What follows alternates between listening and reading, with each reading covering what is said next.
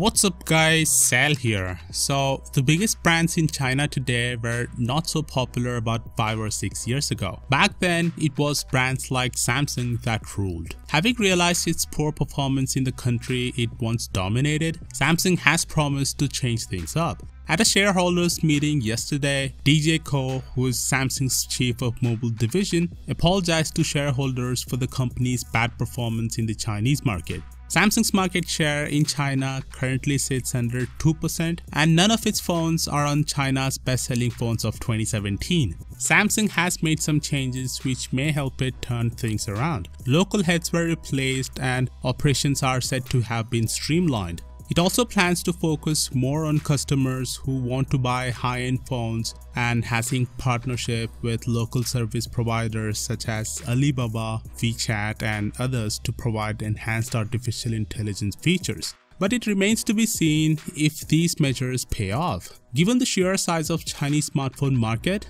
if Samsung is able to regain some of its lost market share, it would only help cement its position as the top smartphone vendor in the world even further.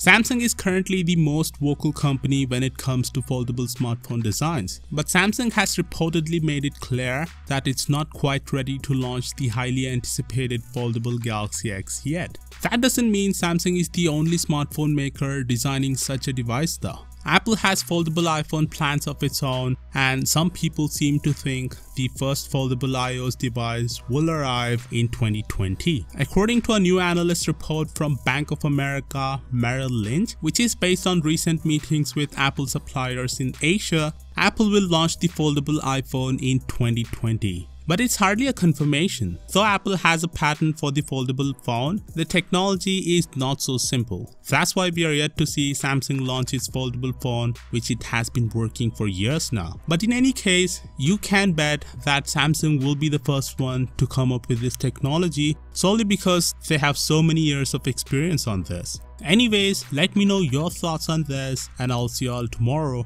Peace out. Okay.